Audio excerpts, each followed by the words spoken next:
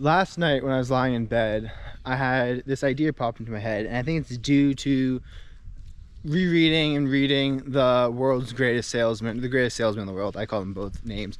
But it's an amazing book, and the first chapter talks about habits.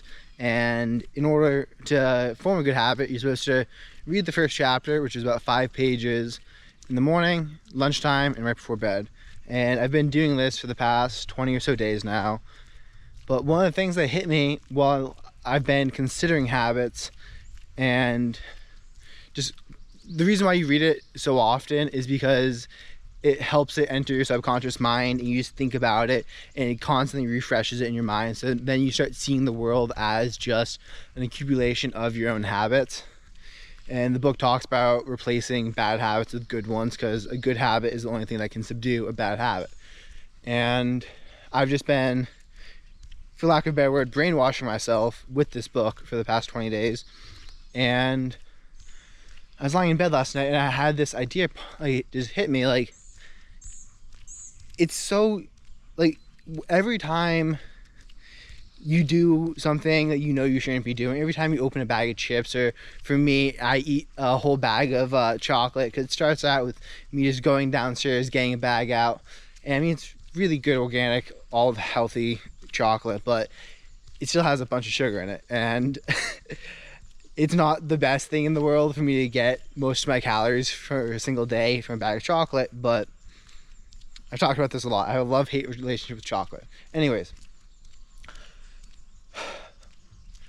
you start noticing how your behavior isn't necessarily like a one-off. It's like, when I decide to go downstairs, and if I decide to buy chocolate or decide to eat chocolate, I'm not just deciding it then.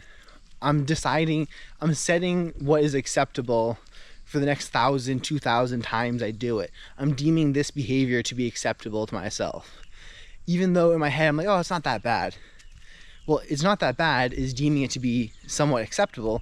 So now I'm going to accept it the next 1,000 times. It's like, when I'm doing my behaviors now, when I'm doing tasks, I think about it. I'm like, do I want to do this 1,000 times? If I did this 1,000 times, would that be acceptable? Would that be good? But it's also taking to on the other side of when you open up a book or you meditate, like,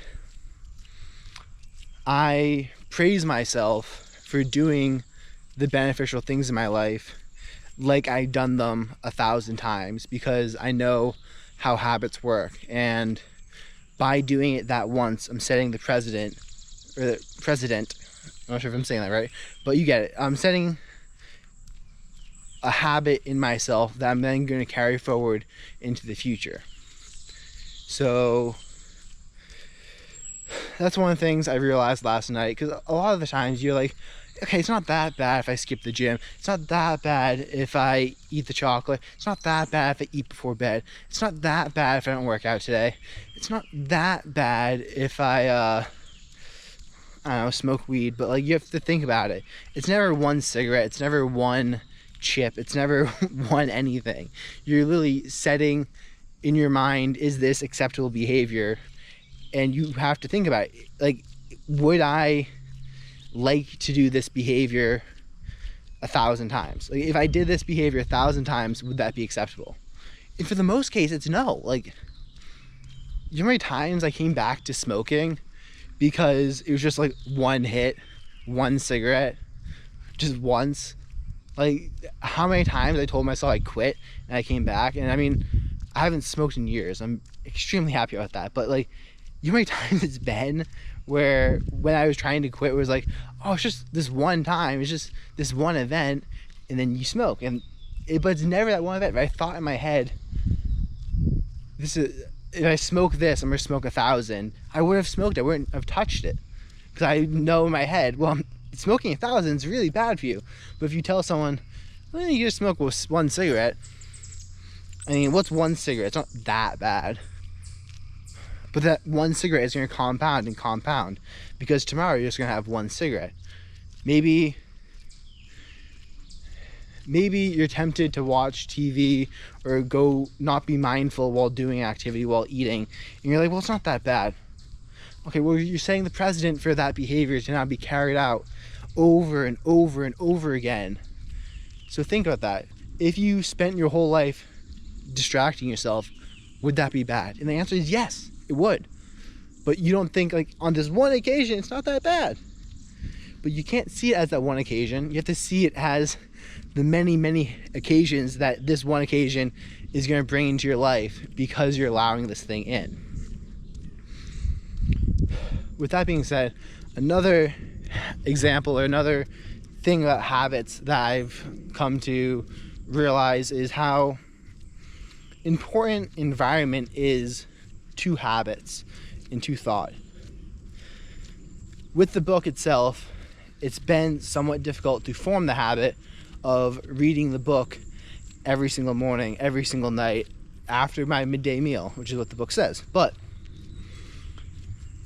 I have this like preconception in my head of it's gonna be like 15 minutes to read it because you're supposed to really think about it. And you know what? I ignore all that, and all I do now is I sit down and I open the book. And I know if I can sit down and I open the book up, I'll read it. I'm gonna let this car pass. So I know if I sit down, if I open up the book, and I start looking at the words, I'm gonna read the book. And I don't have to worry about keeping myself going, because once I start it, I'm just gonna keep going. When I was doing ice baths, once I got in the car with my stuff, I knew I was gonna go in. And it's like putting yourself in these situations. You might be scared to death to give a presentation, but once you raise your hand and you stand up in front of the class, at least for me personally, I find myself relaxing and the words just come out of my mouth and the thing gets done and it's not a terrible thing. When I was having anxiety about giving blood, I sat down in the chair and I was like, I stuck out my arm, and the hardest part was like actually making myself sit down in that chair, accepting what I had to do. But the purpose of this is to talk about the importance of habits and having them associated with locations. And since I've been I call it my dopamine detox, but it's really just removing distractions from my life, removing television, removing Spotify and social media. And since I've been doing that, I've now found myself to actually be more productive in my office. Now that I don't do any of those other behaviors or any of those other distractions, and my office is now a place for work, once I step foot in it, once I sit down at my chair, I then just start to work. I don't really have to keep reminding myself to work, because now that's just what I do when I sit down, is I work.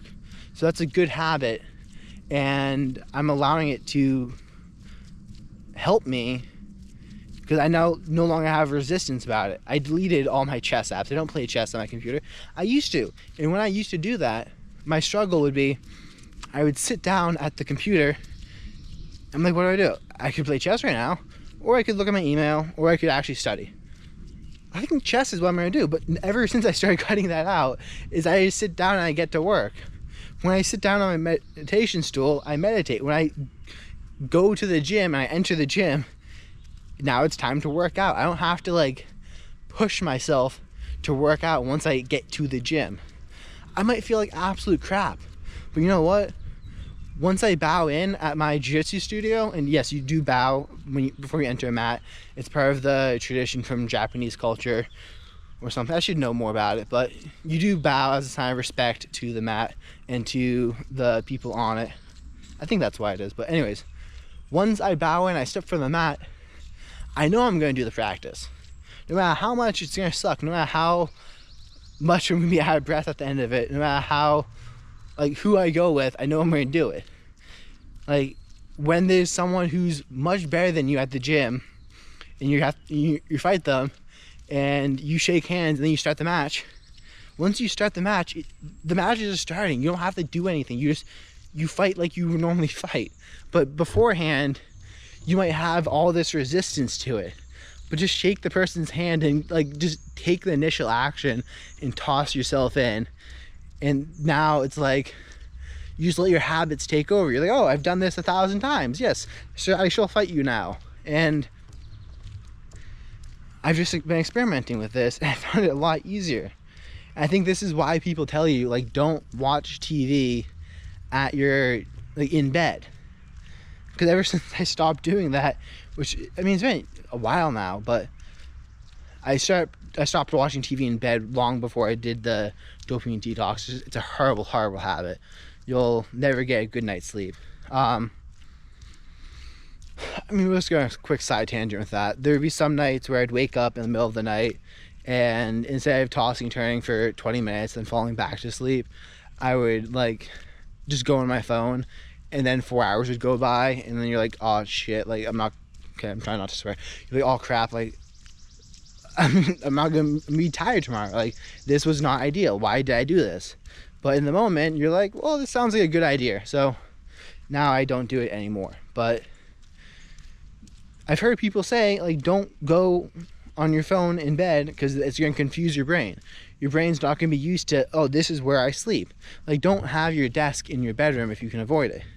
And it wasn't ever the biggest issue with me. What I found to be more of an issue is never watch TV in the same room you work in.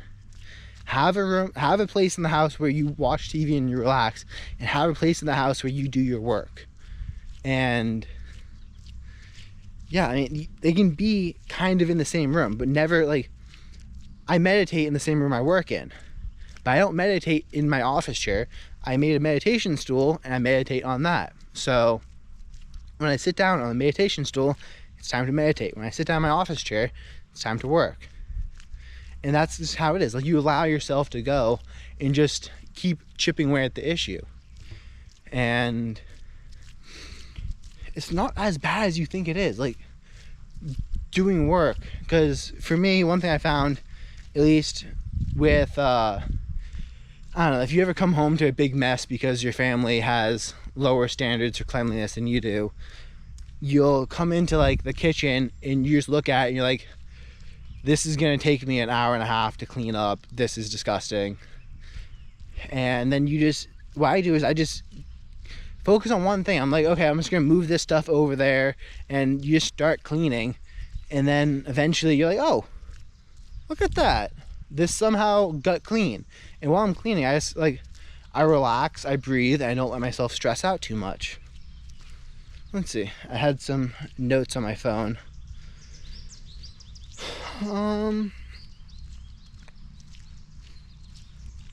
TV upstairs.